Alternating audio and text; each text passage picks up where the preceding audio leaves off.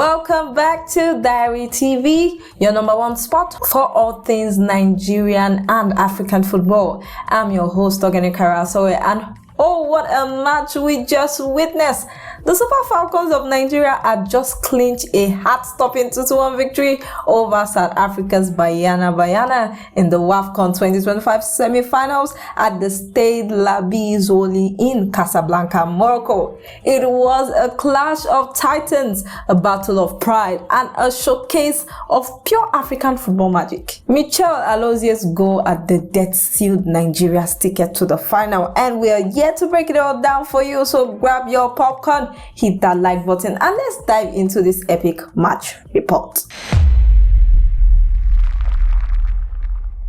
Alright folks, let's set the stage. The Women's African Cup of Nations 2025 has been nothing short of spectacular, and this semi-final matchup between Nigeria and South Africa was billed as the final before the final. Nigeria, the Super Falcon, are the queens of African women's football with 9 WAFCON titles under their belt. Coming off a strong 5-0 thrashing of Zambia in the quarterfinals, they were oozing confidence, with goalkeeper Chiamaka Alozie yet to concede a single goal in the tournament. That's right, 0 goals against. On the other hand, South Africa's Banyana, the defending champions, were no pushovers. They fought their way past Senegal in a tense penalty shootout in the quarters and boasted a 7 years unbeaten streak in regulation time since 2018. This was a rivalry steeped in history, and both teams knew what was at stake: a spot in the WAFCON final and bragging rights in African football.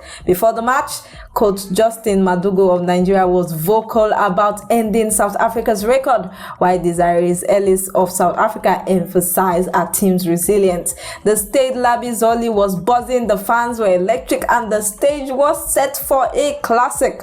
Broadcast live on SuperSport and SABC Sport, this was African football at its finest.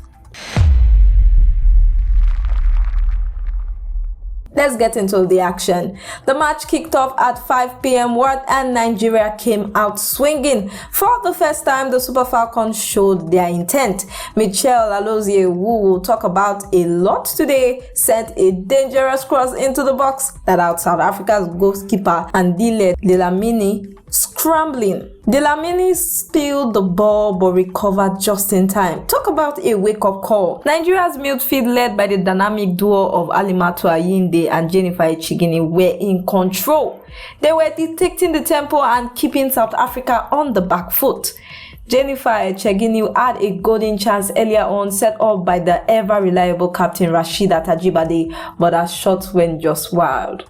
Then Chiwendu Yenzo got in the action, testing Dlamini with a sharp shot that the South African keeper parried away.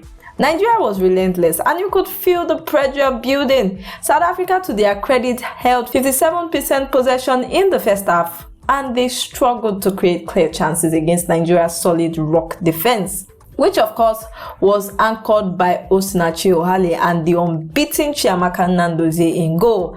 The turning point of the first half came just before the break in the 44th minute. A South Africa defender was caught out with a handball in the box, and the referee pointed to the spot.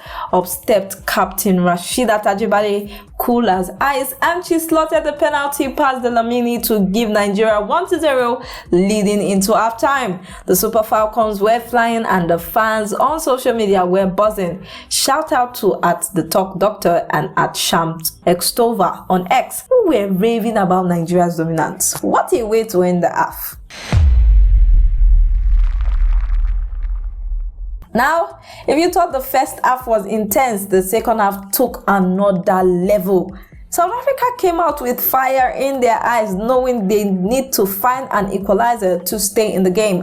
Banyana kept pressing harder, and their persistent payoff. In the 60th minute, a controversial moment in the box, including Nigeria's Ohale Osinachi, led to a penalty for South Africa. And let me tell you, this call really sparked some debate on X. Fisayo Diarra called it a harsh decision, saying Ohale's mistake was one you forgive a rookie for, not a veteran. The referee decision stood and Jermaine Seposanwe stood up for South Africa. She sent Alozie the wrong way, and just like that, it was 1-1. Game on! This equalizer shifted the momentum, and for a while, it felt like South Africa might take control. They pushed forward, and players like Thembi Gatalana were causing problems. But Nigeria's defense held firm. Chiamaka Nnadozie made a couple of crucial saves, reminding everyone why she is one of the best goalkeepers in the world. Nigeria wasn't just sitting back though. Ajibade and Alozie kept probing, and substitute assistant Oshola, the 6-time African Footballer of the Year, brought fetch energy to the attack. As the clock ticked into the final minutes, you could feel the tension in the air. Both teams were throwing everything at it, knowing a place in the WAFCON finals was on the line. Then in stoppage time, Nigeria won a corner. The ball was whipped into the box and chaos ensued. Players were scrambling, the ball was bouncing around, and out of nowhere, Michelle Alozie rose the highest to head it home.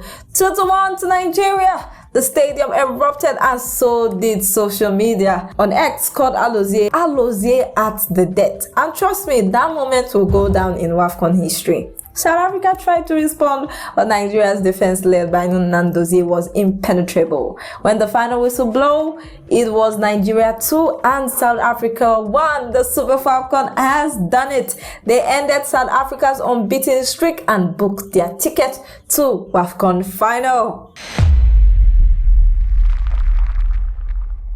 Let's talk about the stars of this show. Rasheedat Ajibade was a leader in every sense. Her penalty in the first half really set the tone, and her work rate was phenomenal.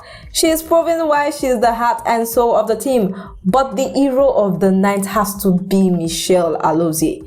Not only did she trouble South Africans with her early crosses, but that header in stoppage time, pure clutch. She is a defender by trade, but she showed the instinct of a seasoned striker. Chiamaka Nnadozie deserves a shout out too, even though she conceded her first goal of the tournament. Her saves kept Nigeria in the game.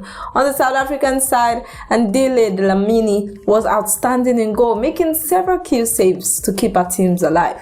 Jermaine Seposanwe's penalty was a moment of composure, but it wasn't enough to stop Nigeria's momentum. Key moments: the first half penalty was huge, giving Nigeria the lead and confidence going into the break. South Africa's equalizer showed their resilience, but Alozie's late goal was the stuff of dreams. It was a match defined by fine margins, and Nigeria just had that extra bit of magic. Let's break down the tactics.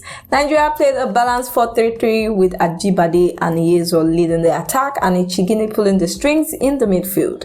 Their game plan was clear: press high, exploit the flanks, and rely on Nnadozie heroics at the back. South Africa in their 4-4-2 focused on possessions and quick transitions, but they struggled to break down Nigeria's defense. Stat-wise, South Africa had 57% possession in the first half, but Nigeria was more clinical, with an estimated 5 shots on target to South Africa's 2. The penalties were pivotal. Both teams converted 1 each, but Nigeria's ability to capitalize on that late corner showed their depth and determination. It was a match where preparation met opportunity, and the Super Falcons seized it. So what does this mean? Nigeria is through to the WAFCON 2025 final, and they are one step away from reclaiming their crown. They will face either Cameroon or Zambia, depending on the semi-final results, and you can bet they will bring their A game. For South Africa, this is a tough pill to swallow. Their unbeaten run is over, but Banyana showed that they are still a force. They will regroup and come back stronger, no doubt. This match was a testament to the growth of all things women football in Africa. The passion, the skill, the drama, it had it all. Nigeria vs South Africa delivered on every level, and this is why we love the game. And that's it for today's match report on Diary TV. What a game, what a moment for Michelle Alozie, and what a performance from the Super Falcon. Who was your player of the match? Drop your thoughts in the comment below and let us know who you think Nigeria will face in the final. Don't forget to like, subscribe and hit that notification bell so you don't miss our coverage of the WAFCON final. Follow us for live updates and check out our other videos for more African football content. Until next time, keep the football love alive and let's go Super Falcons.